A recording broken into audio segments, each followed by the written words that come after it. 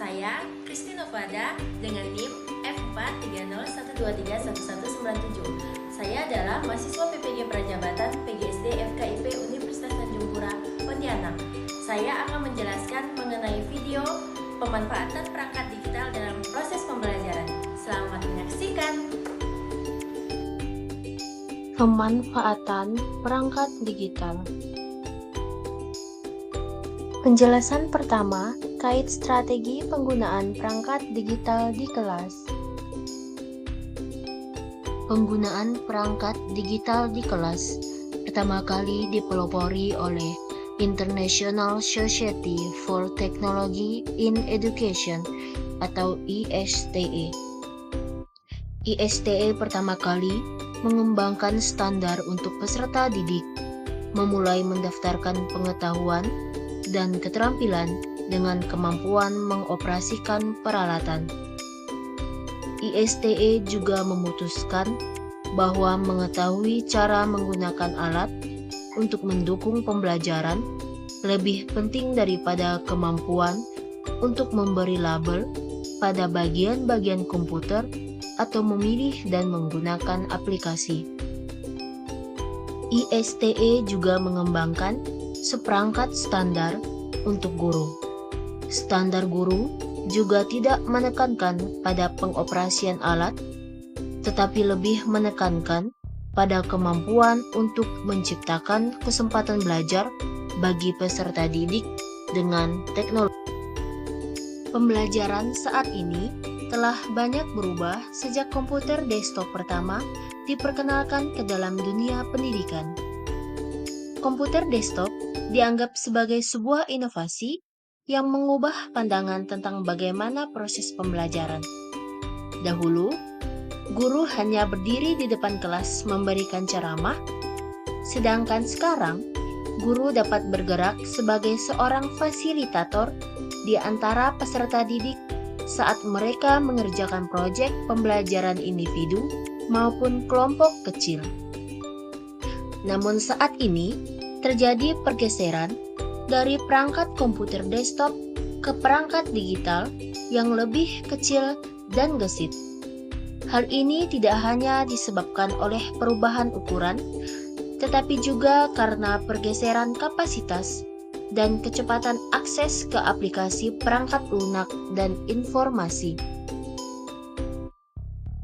Mendidik peserta didik saat ini telah bergeser dari memberikan informasi menjadi membuka pintu bagi mereka untuk mengeksplorasi topik dan menciptakan pengalaman belajar yang bermakna bagi diri mereka sendiri. Sehingga seorang guru dapat memilih strategi maupun pendekatan yang sesuai dengan pembelajaran. Salah satu contohnya, memilih perangkat lunak khusus untuk masing-masing peserta didik. Teknologi digital memberikan respons yang memiliki kapasitas yang luas untuk menyimpan dan memanipulasi informasi dan tidak tertandingi dalam kemampuannya untuk melayani banyak peserta didik secara bersamaan. Berikut peran teknologi digital dalam proses pembelajaran. Saat peserta didik mulai bekerja dengan informasi, mereka menemukan sumber belajar digital yang tersedia untuk membantu membuat proses lebih mudah dan lebih menyenangkan. Selain memberikan informasi, perangkat digital juga menjadi sarana kreativitas dan komunikasi. Karena teknologi memungkinkan berbagi dan berkolaborasi dengan orang lain di seluruh dunia, sehingga peserta didik sering berusaha untuk mencapai pembelajaran terbaik karena pekerjaan mereka dapat dilihat oleh audiens di luar kelas. Teknologi pula memungkinkan untuk mengontrol dan mengintegrasikan berbagai media seperti gambar diam dan bergerak, grafik, dan suara, serta informasi berbasis teks.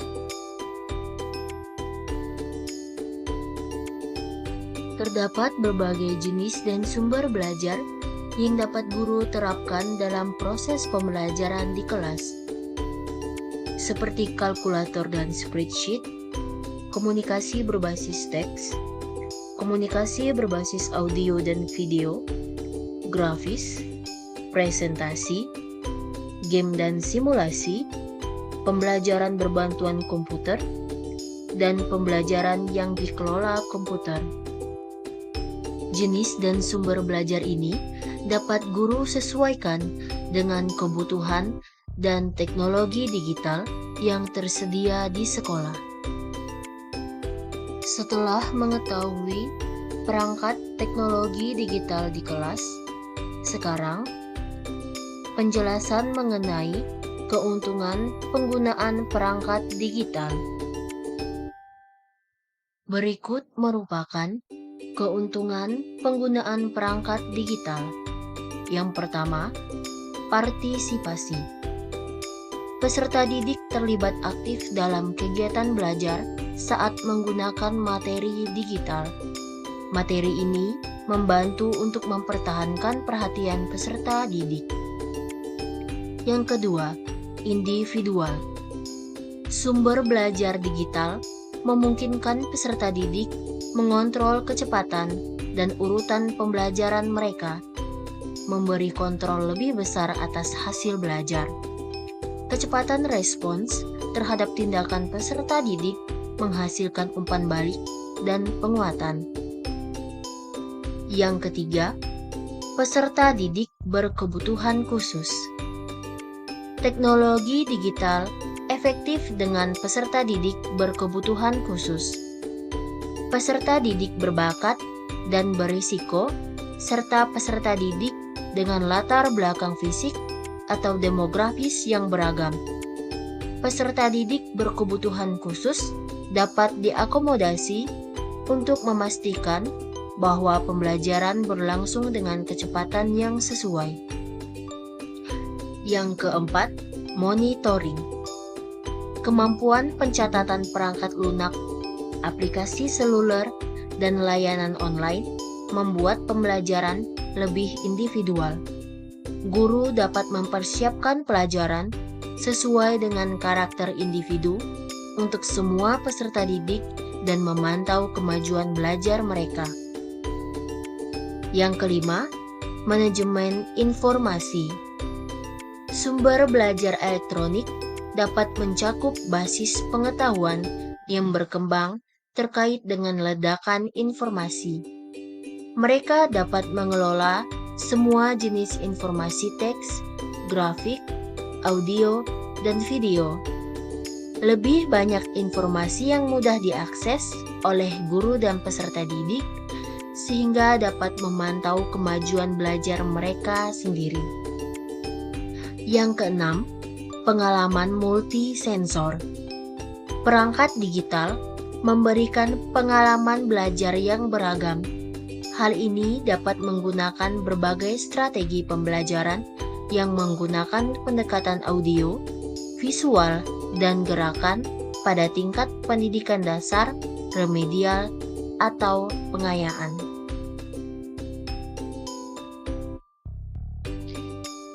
Sekian pembahasan mengenai pemanfaatan perangkat digital di dalam dunia pendidikan.